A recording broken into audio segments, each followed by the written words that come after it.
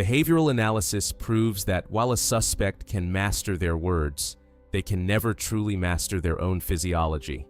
Deception detection is a highly calculated science rooted in neurology, cognitive psychology, and linguistic tracking. By understanding how to separate basic situational nervousness from genuine deviations in a behavioral baseline, forensic experts can dismantle even the most meticulously planned lies.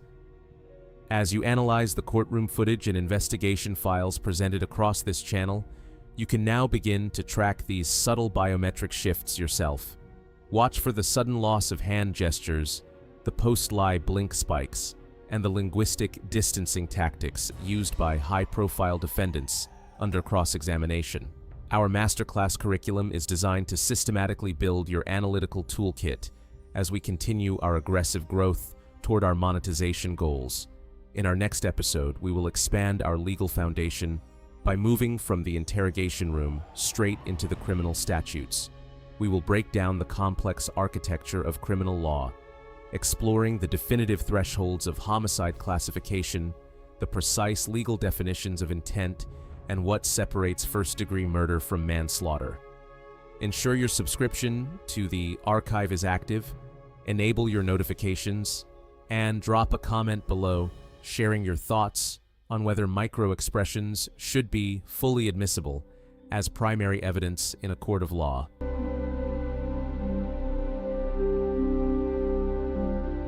Now that we understand the neurological foundation of behavior, let us analyze the specific methodologies experts use to weaponize this science during an active investigation.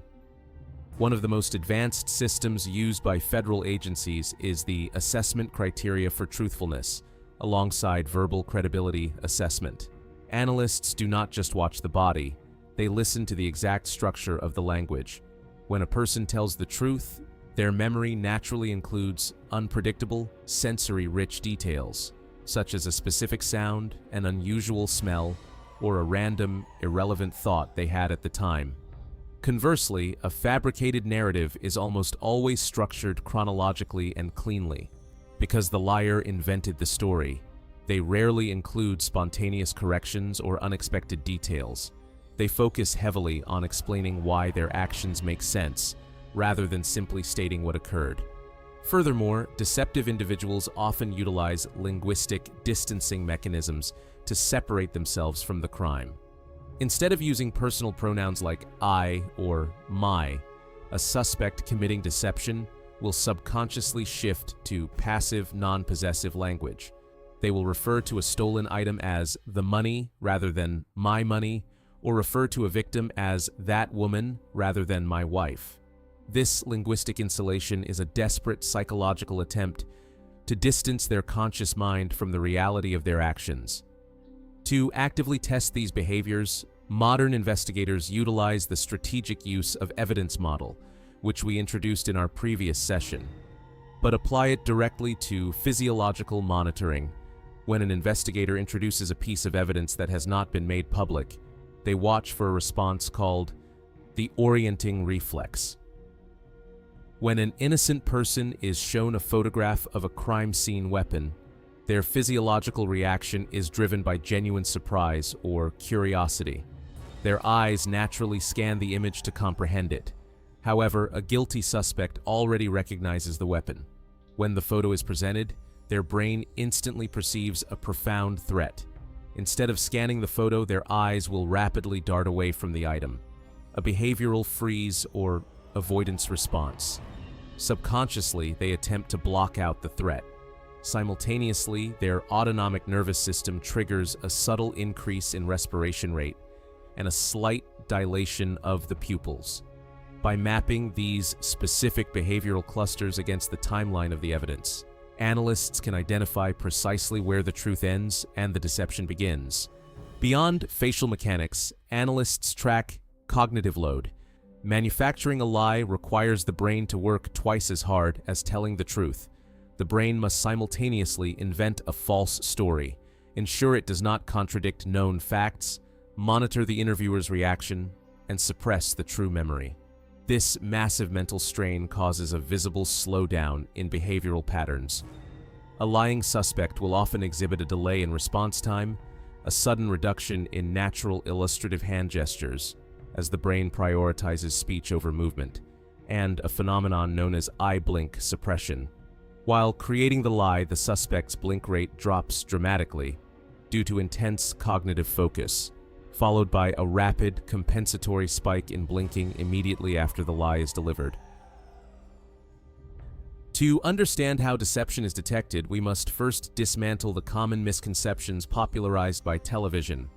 In professional criminal investigations, there is no single behavior that automatically proves guilt. Shifting eyes, crossing arms, or sweating are not definitive proof of a lie. Instead, these are signs of stress, and stress can be caused by fear, anger, or simple nervousness at being in an interrogation room. True behavioral analysis relies on a scientific methodology called the baseline. Before an investigator can look for signs of deception, they must establish how a suspect behaves when they are telling the truth. This is achieved during the first 15 to 20 minutes of an interview by asking completely neutral, low-stakes questions. Detectives will ask about the suspect's job, their hobbies, or what they had for breakfast. During this baseline phase, the analyst maps out the suspect's natural physiological architecture. They note the normal blink rate, the baseline vocal pitch, the natural hand gestures, and the typical breathing rhythm. Once this biometric blueprint is established, the investigator introduces the core investigative questions. The magic of behavioral analysis occurs when a suspect suddenly deviates from their established baseline.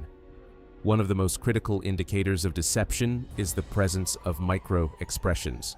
Discovered by Dr. Paul Ekman, micro-expressions are involuntary facial expressions that flash across a human face for a mere fraction of a second, typically lasting only 1/25th of a second.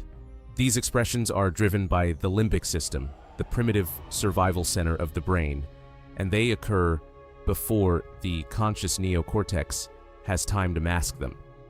If a suspect is asked about a homicide and they feel a sudden spike of fear or guilt, a micro-expression of that true emotion will leak onto their face before they can manually force a neutral expression. Behavioral analysts look for asymmetric muscle movements around the eyes and mouth, such as a brief tightening of the lips or a fleeting raise of the inner eyebrows, which signal a profound disconnect between what the suspect is saying and what they are feeling. In the realm of criminal justice, the most critical piece of evidence is often completely invisible to the untrained eye. When a suspect sits across from an investigator, their lips may craft a perfectly logical, unshakable alibi. They may calmly look a detective in the eye and declare complete innocence. But while the conscious mind is highly capable of manufacturing a deliberate lie, the human autonomic nervous system is entirely incapable of hiding it. Behavioral analysis is the scientific study of the subconscious mind, breaking through conscious deception. It is based on a fundamental evolutionary reality. Lying requires immense cognitive load. When a human being deliberately distorts the truth under high-stakes conditions, the brain experiences immediate, measurable psychological stress. This stress triggers a cascade of involuntary physiological responses that the suspect cannot control. Today, we look past the spoken word and enter the sophisticated world of forensic behavioral detection. We will analyze the precise neurological mechanisms that occur when a suspect lies, how investigators isolate micro-expressions, and why modern behavioral analysis has evolved far beyond the simple myths of body language. Welcome back to the Forensic Masterclass series.